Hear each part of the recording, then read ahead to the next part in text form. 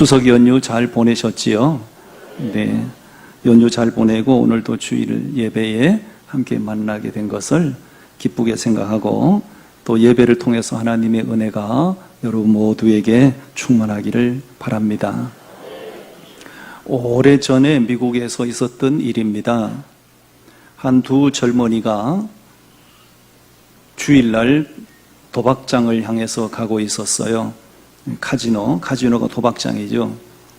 도박장을 찾아가고 있었는데 마침 그들이 가는 그 길목에 한 예배당이 있었습니다. 미국의 모든 예배당들은 옛날이나 지금이나 예배당 앞에 예배 시간을 다 이렇게 안내하고 그 주일날 설교 제목이 무엇인지 다 이렇게 안내하는 안내 간판이 있어요. 두 청년이 예배당 앞을 지나가게 되었는데 마침 그 주일날 그날 그 교회 담임 목사님이 설교하실 제목이 죄의 삭선 사망이었습니다. 죄의 삭선 사망. 도박장을 향해서 찾아가던 두 젊은이가 그 설교 제목을 보고 두 사람이 동시에 갈등을 합니다. 도박은 죄인데 죄의 삭선 사망이다. 두 젊은이가 동일하게 갈등을 하다가 한 젊은이는 자기 속에서 일어나는 그 갈등을 무시하고 도박장으로 향했습니다. 그러나 그 중에 한 젊은이는 그 갈등을 양심을 통해 들려주시는 소리로 듣고 도박장으로 향하던 발걸음을 멈추고 그 예배당에 들어가서 예배를 드리고 그날 예수님을 영접을 했어요. 그리고 많은 세월이 지났습니다. 30년 세월이 지난 후에 도박장을 향해서 가던 그 젊은이는 돈에 눈이 멀어서 돈 때문에 사람을 해치고 사형수가 돼서 교도소에서 장기 복역을 하게 되었고요. 그날 양심을 통해서 들려오는 하나님의 음성을 듣고 예배당에 들어가서 예배드리고 예수님을 영접했던 그 사람은 미국의 대통령이 됐습니다. 그 사람이 바로 미국의 이제 22대 대통령과 24대 대통령을 지내신 클리브랜드 대통령이에요. 아주 중요한 우리에게 교훈을 주는 한 사건이라고 생각을 합니다. 만약에 이 클리브랜드도 그날 그 마음속에서 일어난 그 갈등, 양심을 통해서 들려주시는 그 음성을 무시한 채로 도박장을 향해서 갔더라면 그도 사형수가 되어 있는 그 친구와 방불한 삶을 살고 있겠죠. 하나님께서는 우리 사람을 지으시고 우리 사람 안에 양심이라고 하는 재판소를 만들어 주셨어요. 양심을 통해서 어떤 갈등이 일어나거나 가책을 느끼거나 양심을 통해서 어떤 음성이 들려오면 그 양심의 소리는 하나님의 음성으로 들으셔야 됩니다. 왜냐하면 그 양심은 하나님이 만들어 주신 것이기 때문에요. 양심의 가책이나 양심의 소리는 정확합니다. TV 광고에 이런 광고 있었지요. 순간의 선택이 10년을 좌우한다. 지금은 LG그룹이 됐지만 LG그룹 이전에 럭키금성, 오래전 얘기입니다. 럭키금성은 이런 마케팅 전략을 통해서 가전제품을 많이 홍보하고 제품을 많이 판매를 했지요. 여러분, 순간의 선택이 10년을 좌우하는 거 맞습니다. 그러나 우리는 더 나아가서 순간의 선택을 잘못하면 인생을 행복하게 살 수도 있고요, 인생을 불행하게 살 수도 있어요. 10년을 좌우하는 정도가 아니라니까요. 선택은 그래서 매우 중요한 것이에요. 선택이 중요하지만 선택을 하는 것은, 현명한 선택을 하는 것은, 옳은 선택을 하는 것은 쉬운 일은 아닙니다. 왜냐하면 계속해서 우리의 마음에 갈등을 유발하기 때문에 그렇습니다. 특별히 오늘 저와 여러분들은 그리스도인들이고 하나님의 백성들이기 때문에 무엇을 선택하는 데 있어서 세상 사람들과는 기준이 달라야 돼요. 세상 사람들이 이런 기준을 쫓아간다고 해서 우리도 그 기준을 쫓아가면 하나님의 백성으로서는 맞지 않아요. 항상 우리는 그리스도인이란 정체성을 망각하지 말고 세상 사람들이 어떤 기준을 쫓아서 선택을 하든지 간에 그것은 그들의 방식이에요. 우리는 하나님의 백성이기 때문에 하나님이 원하시는 그 기준을 따라 선택을 해야 우리 인생이 복이 있고요, 하나님께 값진 인생을 살 수 있어요. 아멘. 제 세 가지를 소개합니다. 첫 번째, 우리 선택의 기준이 뭐냐? 항상 육적인 유익을 쫓아서 선택하지 말고 영적인 유익을 쫓아서 선택을 하셔야 돼요. 아멘 해드리겠어. 아멘. 내가 이것을 선택했을 때 육적으로 얼마만큼 유익이 있느냐 없느냐, 그것이 선택의 기준이 되면 안 돼요. 영적으로 얼마나 손해볼 것인가, 영적으로 어떤 유익이 있을 것인가, 항상 그것이 고려의 대상이 되어야 됩니다. 오늘 본문을 좀 보시겠어요? 9절과 10절을 우리 함께 좀 읽어보십시다. 9절 10절 말씀 시작. 네 앞에 온 땅이 있지 아니하냐? 나를 떠나가라. 네가 좌하면 나는 우하고 네가 우하면 나는 좌하리라. 이에 롯이 눈을 들어 요단 지역을 바라본즉 소알까지 온 땅에 물이 넉넉하니 여호와께서 소돔과 고모라를 멸하시기 전이었으므로 여호와의 동산 같고 애굽 땅과 같았더라. 아멘. 이 이야기의 배경은 우리가 잘 압니다. 아브람과 조카 롯이 언제나 함께 동행하고 동역을 하다가 하나님이 은총을 베푸셔서 피차간의 소유가 많아졌습니다. 그 당시에는 전부 다 목축업을 하고 살았지요. 목축업을 하는 입장에서 양과 소떼가 많아진다는 것은 하나님의 은총이죠. 많아지면 좋은 줄 알았는데 많아진 가운데서 또 부작용이 생기지 않습니까? 제한된 지역에서 서로 많은 가축을 먹여야 되기 때문에 종들 간에 서로 갈등이 생긴 겁니다. 그걸 바라보면서 성숙한 아브라함이 조카 롯에게 제안을 합니다. 너하고 나하고는 같은 권력인데 서로 다투는 것이 은혜롭지 못하다. 그래서 조카 롯에게 먼저 선택권을 부여합니다. 네가 만약에 오른쪽을 선택하면 내가 왼쪽을 선택할 것이고, 네가 만약에 왼쪽을 선택해서 가면 내가 오른쪽을 선택할게. 선택권을 부여받은 롯이 10절 말씀을 보십시오. 눈을 들어 요단 지역을 바라본즉 소알까지 물이 넉넉했어요. 물이 넉넉했습니다. 그리고 그곳은 소돔과 고모라를 멸망시키기 전이었기 때문에 마치 인간적인 눈으로 바라볼 때 여호와의 동산 같아요. 그리고 애굽 땅과 같아요.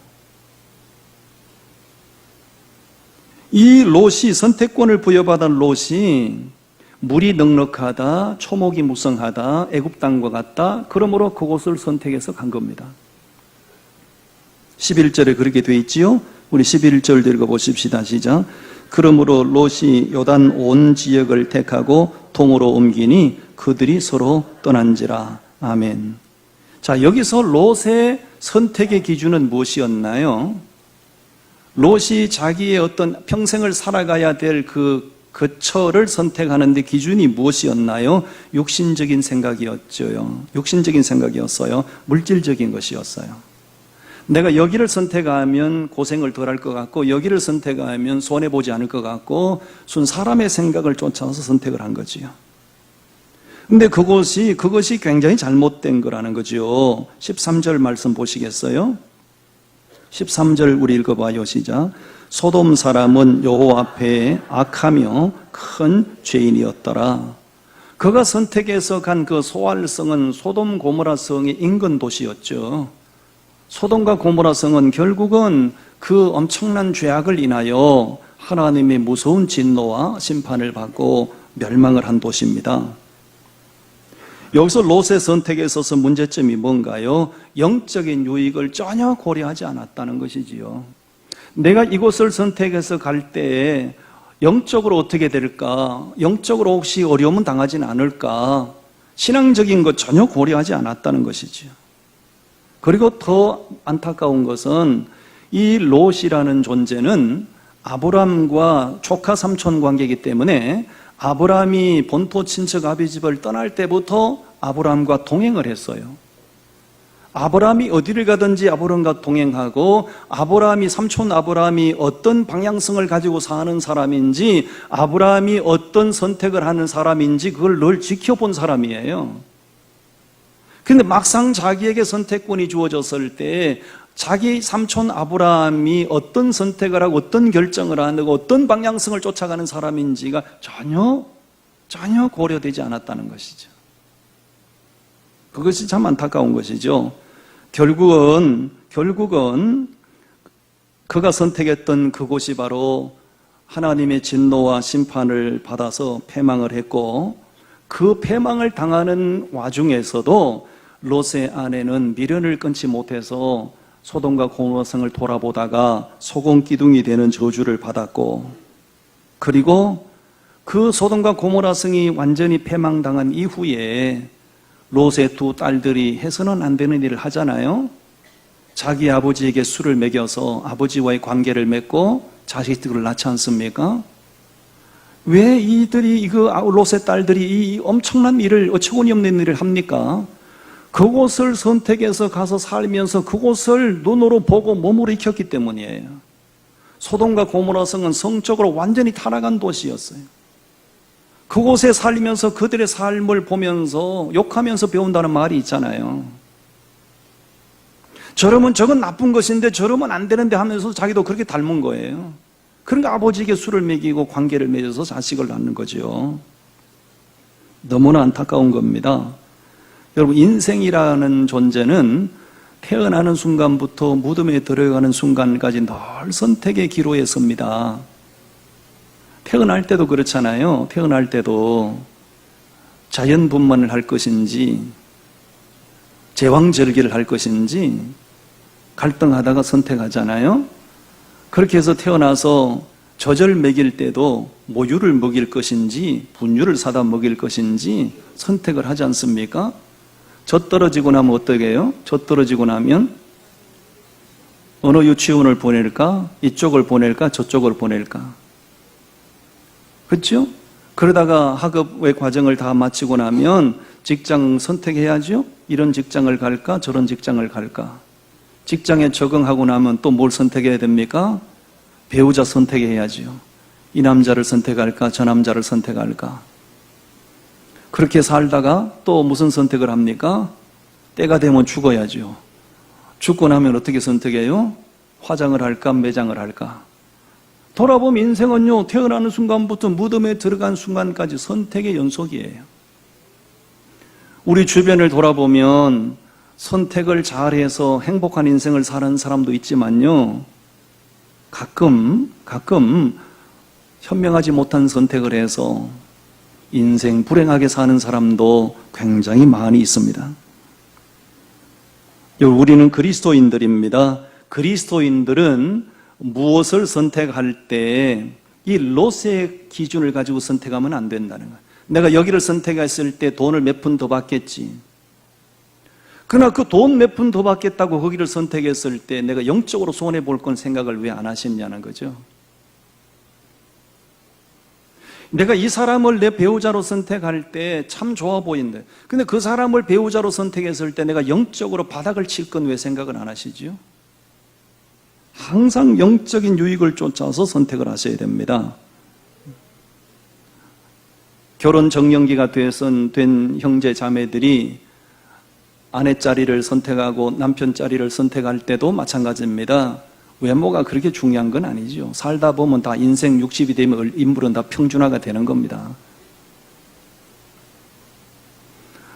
마산대학교 나온 사람이나 서울대학교 나온 사람이나 나이 60 되면 다 지식도 깜빡깜빡 다 평준화가 됩니다. 항상 우리는 그리스도인이기 때문에 영적인 유익을 쫓아서 선택해야 인생이 후회가 없는 줄로 믿습니다. 꼭 기억하십시오. 영적인 유익을 쫓아 선택하셔야 돼요. 돈 몇 푼 더 받겠다고 신앙 망가지고 영적으로 망가지면서까지 몇 푼 더 받겠다고 거기를 선택해서 가다가는 여러분 신앙이 다 바닥을 드러냅니다. 두 번째 우리 선택의 기준이 있어요. 두 번째 선택의 기준이 뭐냐면 현재만을 보지 말고 미래를 보고 선택을 해라. 미래를 보고 선택을 해야 됩니다. 우리 창세기 25장을 보시겠습니다. 창세기 25장 말씀 이제 32절과 창세기 25장 32절부터 34절까지 말씀을 같이 읽어봐요. 32절 시작. 에서가 이르되 내가 죽게 되었으니 이 장자의 명분이 내게 무엇이 유익하리요? 야곱이 이르되 오늘 내게 맹세하라. 에서가 맹세하고 장자의 명분을 야곱에게 판지라. 야곱이 떡과 팥죽을 에서에게 주매 에서가 먹으며 마시고 일어나 갔으니 에서가 장자의 명분을 가볍게 여김이었더라. 아멘. 에서가 장자의 명분을 가볍게 여겼다는, 이 가볍게 여겼다는 말은 번역되기 전에 경홀히 여겼다. 경홀히 여겼다는 말은 의미가 뭡니까? 대수롭지 않게 여겼다는 거죠. 그러니까 자기 동생이 죽을 끓이는 모습을 보고, 장면을 보고 그 죽 한 그릇 달라고 요청할 때 이 동생 야곱이는 늘 형님이 가지고 있는 장자권의 소중함을 알았거든요. 왜냐하면 히브리 문화는 장자권을 가진 자에게는 재산의 절반 이상을 주잖아요. 그러니까 장자권의 가치를 알았습니다. 마침 형님이 돌아와서 죽을 달라고 할 때 그 장자권의 소중함을 알고 있던 야곱이가 그냥은 안 되고요. 형님의 장자권을 내게 주십시오. 그럼 내가 죽을 드릴게요.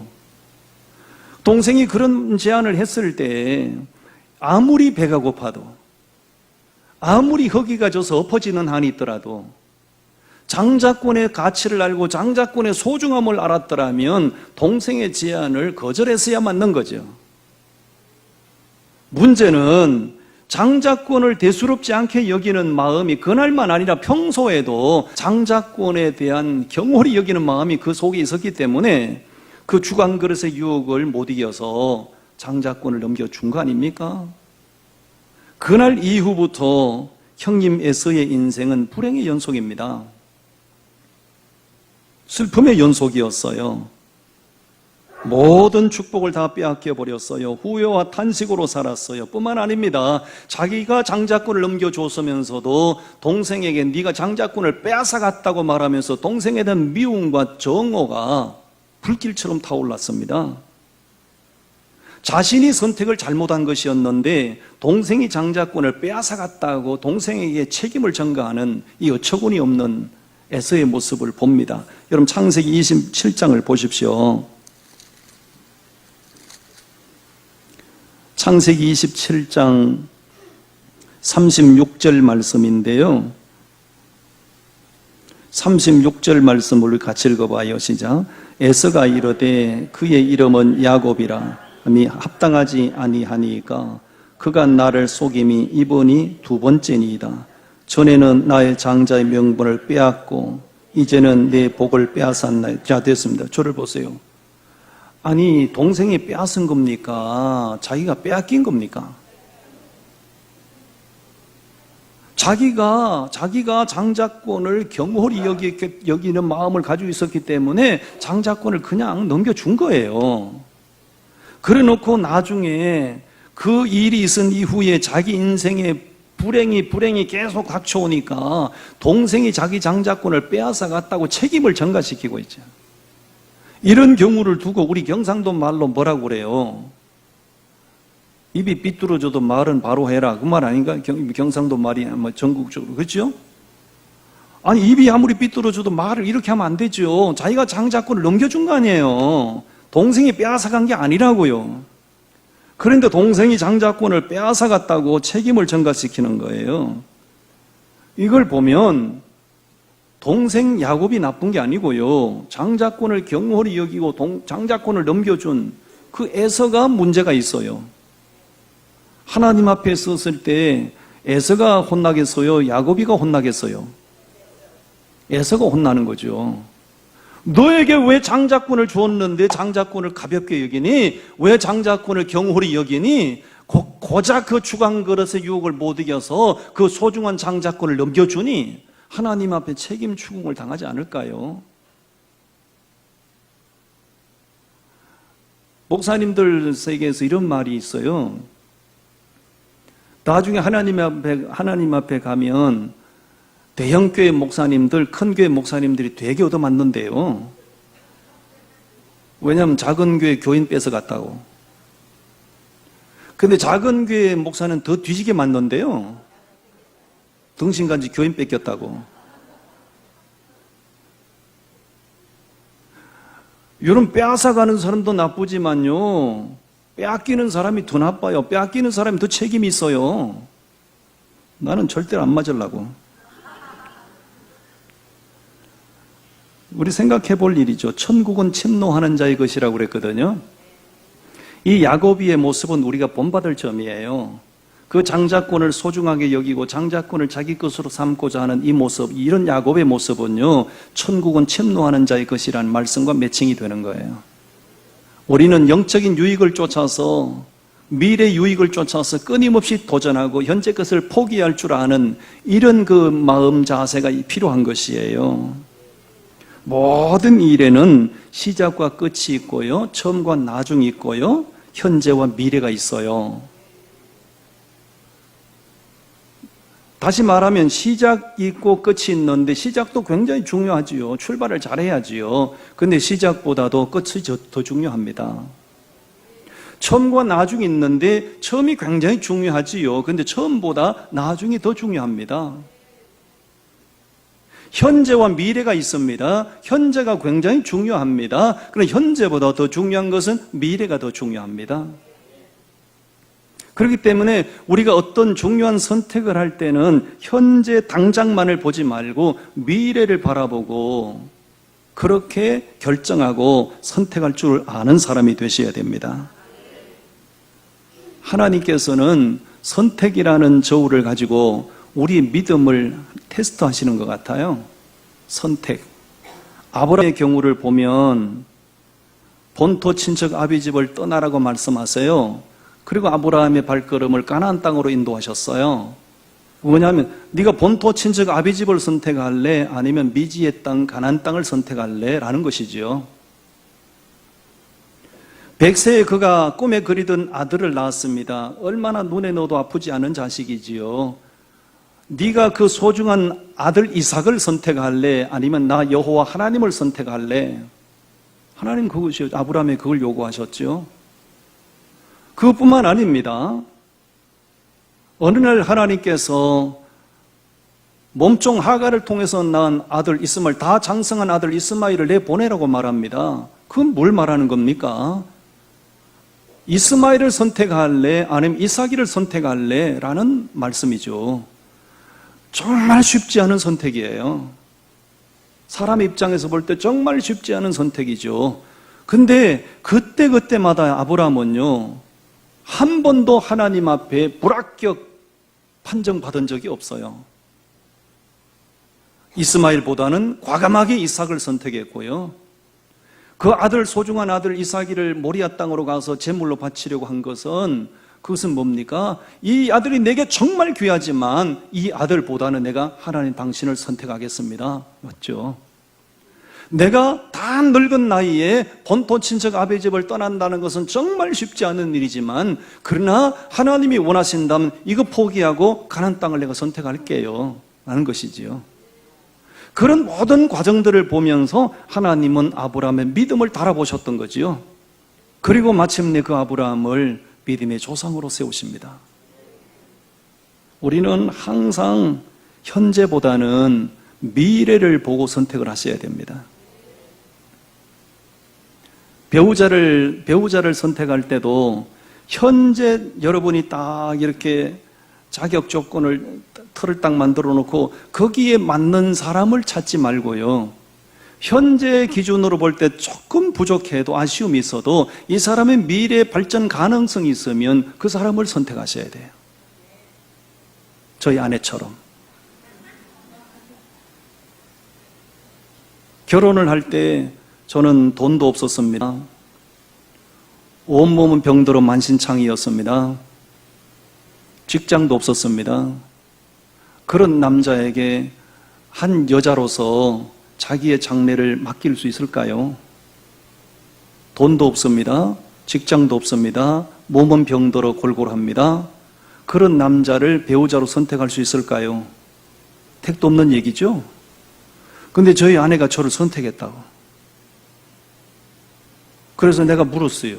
당신 왜 나를 선택했냐? 그랬더니 두 가지가 자기 기준에 맞았대. 첫째, 착해서.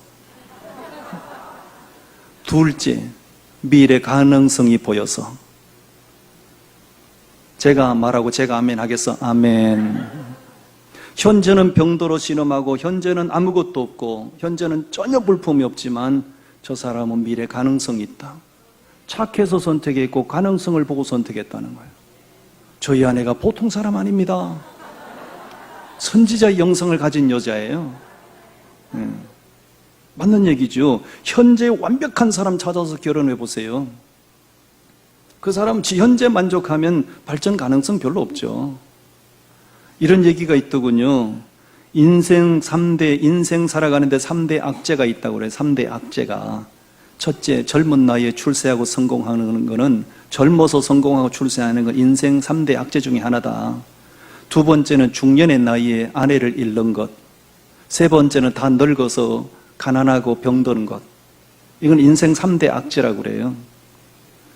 여러분, 젊은 사람이 출세하고 성공한 것이 그렇게 썩 좋은 게 아니에요. 아무리 젊어서 출세하고 성공해도 늙어서 인생 말년에 건강해야 되고 삶이 안정되어 있어야 돼요. 시작보다는 끝이 중요합니다. 여러분, 예수님께서 12제자를 선택하시는 것은 예수님 당신에게 있어서 너무나 소중한 일이었어요. 그 소중한 12제자를 선택하실 때 보면 예수님 현재 기준으로 그들 완벽한 사람들을 선택하지 않았죠. 그 사람들을 당신의 제자로 한 사람 한 사람 제자로 부르실 때마다 베드로는 베드로대로, 야고보는 야고보대로, 요한은 요한대로 다 허물투성이었어요. 다 부족함이 많은 사람들이었어요. 그런데 예수님 뭘 보고 그들을 제자로 선택하셨습니까? 현재는 이렇지만 미래의 가능성을 보신 거죠. 현재 참 부족하지만 이 사람들에게 미래 비전을 보신 거죠. 예수님이 정확하신 거죠. 우리는 그리스도인들로서 현재만을 보지 말고 미래, 장래 유익을 쫓아서 선택을 하셔야 됩니다. 아멘. 마지막 세 번째는요, 우리가 선택을 할 때 늘 망설이고 기도만 하지 말고 때가 되면 믿음으로 결단해야 돼요. 우리 여호수아서 24장 말씀을 보도록 하겠어요.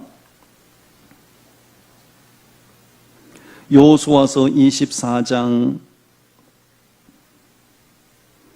14절과 15절 말씀을 우리 같이 봐요. 여호수아 24장 14절 15절을 같이 읽어요. 시작. 그러므로 이제는 여호와를 경외하며 온전함과 진실함으로 그를 섬기라. 너희의 조상들이 강 저쪽과 애굽에서 섬기던 신들을 치워버리고 여호와만 섬기라. 만일 여호와를 섬기는 것이 너희에게 좋지 않게 보이거든 너희 조상들이 강 저쪽에서 섬기던 신들이든지 또는 너희가 거주하는 땅에 있는 아모리 족속의 신들이든지 너희가 섬길 자를 오늘 택하라. 오직 나와 네 집은 여호와를 섬기겠노라 하니 16절. 백성이 대답하여 이르되 우리가 결단코 여호와를 버리고 다른 신들을 섬기기를 하지 아니하오리니. 아멘. 여호수아가 민족 지도자로서 가나안 땅을 정복하는 과정 가운데 이스라엘 백성들을 보니까 지도자로서 마음이 너무너무 안타까움이 가득해요. 왜냐하면 하나님을 섬겨야 될 이 백성들이 하나님도 섬기고 이방인들이 섬기는 우상도 섬기고 양다리 걸치기 신앙생활하고 있는 모습, 이쪽도 아니고 저쪽도 아니고, 믿음의 사람 여호수아가 그런 모습을 바라볼 때 너무나 마음이 안타까워서요. 그래서 백성들을 모아놓고 결단을 촉구하는 겁니다. 이방인들이 섬기는 신이 참 신이라면 이방 신을 섬기고, 하나님이 참 신이라면 이방 신을 버리고 하나님을 섬겨라. 여호수아가 결단을 촉구하지요. 그러면서 한마디를 덧붙입니다. 당신들이 어떤 선택을 하든지 간에 나와 내 집은 여호와를 섬기겠습니다. 여호수아 이 단호한 촉구에 힘을 얻어서 백성들이 16절에서 반응을 하지 않습니까? 그렇습니까? 그렇다면 우리도 당신처럼 할게요. 우리 이방신을 이제 버릴게요. 당신처럼 하나님을 섬길게요. 라고 결단합니다. 여러분, 이 이스라엘 백성들이 왜 그 긴 세월 동안에 이 양다리 걸치기 신앙생활을 하고 있었을까요? 저는 이런 생각을 해봐요. 목회를 하다 보니까 이제 불교 신앙 가졌던 분들, 아니면 무속 신앙을 가졌던 분들, 심지어는 신기가 많은 분들도 있어요. 이런 분들이 전도해서 이제 교회 예배 자리로 데리고 나오면 이분들 안에 망설임과 두려움이 있어요. 아유, 우리가 지금까지 이런 신앙을 가지고 있었는데 이렇게 이 기독교 신앙으로 바꾸면 혹시 집안에 어떤 화가 임하지 않을까, 이런 두려움이 있는 거예요. 또 어떤 사람들은 주변에서 노골적으로 말하지 않습니까? 아이고, 그 한 집안에 종교가 둘이면 그 집안이 풍비박산 난대. 그러면서 막 두려움을, 공포심을 막 조장하잖아요. 그런 말에 또 이렇게 귀가 솔깃하셔가지고 결단을 못 내리시는 겁니다. 이스라엘 백성들도 마찬가지죠. 왜 하나님을 섬겨야 될 그들이 오랫동안 이쪽도 아니고 저쪽도 아니고 양다리 걸치기 신앙생활을 하고 있었을까? 그런 거죠. 우리가 이렇게 오랜 기간 동안에 이런 신들을 섬겨왔는데 갑자기 여호와 하나님을 섬기는 것은 이게 우리가 망하는 거 아닐까? 두려움이 있었겠죠. 그래서 결단하지 못하고 있는 그들을 보고 지도자 여호수아가 결단해라고 촉구한 거죠. 여러분, 중요한 일에 대한 사람들의 태도는 굉장히 신중하고요. 그리고 기도를 많이 합니다. 하나님, 이거 내가 선택해야 되고 이거 결정해야 되는데 하나님 어떻게 생각하세요? 하나님 뜻을 구하며 기도해야지요. 여러분, 기도를 하셨으면, 하나님의 뜻을 구하고 기도하셨으면 기도 가운데 반드시 하나님이 준 마음이 있을 거예요. 그럼 결단을 하셔야 됩니다. 아멘. 제가 예배당 건축을 앞두고 건축위원회도 만들고 또 이렇게 합시다 결정도 하고 중직자들 모아서 이렇게 하겠습니다 발표도 하고, 영 마음에 하나님의 마음이 아니라는 생각을 자꾸 부어주세요. 그래서 지난 휴가 기간 동안에 한 주간을 교회를 떠나서 휴가 기간을 보내면서 계속 하나님 뜻을 물었어요. 걸어가면서도 하나님 뜻을 묻고, 밥을 먹으면서 하나님 뜻을 묻고, 하나님 뜻이 무엇인가요? 계속 기도하는 가운데 하나님이 명확하게 어떻게 하는 것이 하나님 당신의 뜻인지를 제 안에 가득하게 부어주셨어요. 궁금하시지요? 다음 주에 발표하겠어요.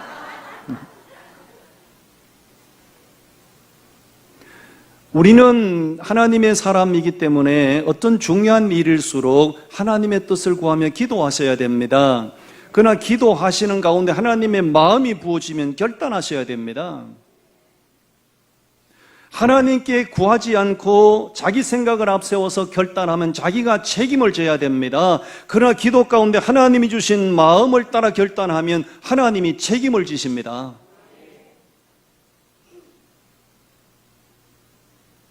세계적인 성악가 가운데 루치아노 파바로티라는 사람을 잘 아시지요?